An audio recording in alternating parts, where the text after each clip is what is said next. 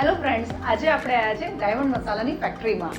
ખાસ જાણવા આવ્યા છે કે સિઝનમાં મસાલા કેમ ભરવા જોઈએ.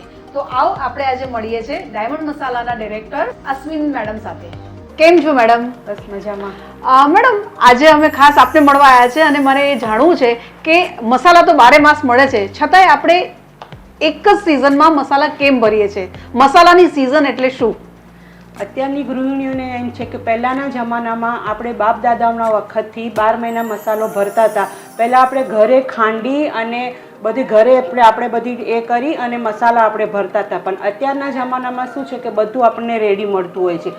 તો આપણે અત્યારે જો જે પણ કંઈ મરચું કે હળદર કે ધાણા જીરું જે બી ભરીએ છીએ એ આપણે 12 મહિના સ્ટોર કરીએ છીએ. આજના જમાનામાં પણ આપણે એ જ રીતે મરચું મસાલા હળદર આપણે 12 મહિના ભરતા હોઈએ છીએ. તો અમારું આ ડાયમંડનું મરચું આપણે 12 મહિના સુધી સારું રહે, સ્ટોર કરી શકીએ અને આખું વર્ષ એમનું એમ રહે એવું અમારું આ ડાયમંડનું મરચું આપણે જોઈશું. ડાયમંડ મસાલાનું છે આ દાંડીકટ મરચું.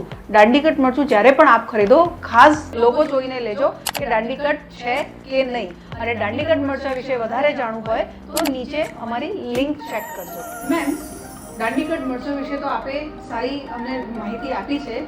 હવે એક માહિતી એ જોઈએ છે કે આપણે મસાલા ભરવા કેવી રીતે જોઈએ, કારણ કે આજના જમાનામાં મસાલા ભરવા કેવી રીતે એ પણ બહુ જ મહત્વની વાત છે. અમારું આ ડાયમંડનું દંડીગત મરચું તમે 12 મહિના સ્ટોર કરી શકો છો. અને જો આને તમારે 2 વર્ષ સુધી રાખવું હોય તો ફ્રીજમાં એમનું એમ રહે છે. અને તમારે જો બહાર આ મસાલાને સ્ટોર કરવો હોય તો સારા એવા કાચના વાસણ અથવા સ્ટીલના વાસણમાં ચોખ્ખું સાફ કરીને પાણીવાળું ના હોવું જોઈએ એની અંદર તમે આ મસાલો ભરી શકો છો અને તમે 12 મહિના સ્ટોર કરી શકો છો. અને એની અંદર જો આ મસાલામાં તેલ તો કમ્પ્લીટલી નાખેલું જ હોય છે, એટલે આપણે તેલ નાખવાની જરૂર હોતી નથી. તમે એની અંદર આખું મીઠું નાખો તો 12 મહિના આ અમારો મસાલો એમનો એમ રહે છે, એનો કલર પણ ચેન્જ થતો નથી. અને તમારે 2 વર્ષ સુધી રાખવો હોય તો ફ્રીજમાં રહે છે અને તમે જ્યારે પણ બહાર કાઢો ત્યારે એનો કલર એમનો એમ જ જળવાયેલો રહે છે.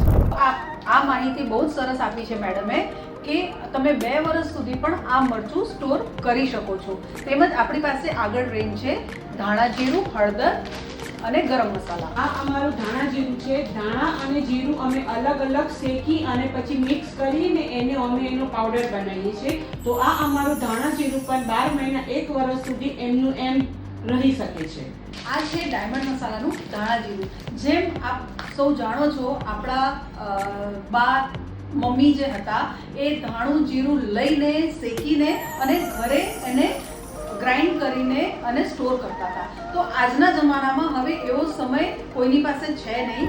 તો ઘર જેવું જ આ ધાણા જીરું છે. તો આપ આ ધાણા જીરું આખું વર્ષ સ્ટોર કરી શકો છો. અને આની વધારે માહિતી જોઈતી હોય તો અમારી લિંક ચેક કરો.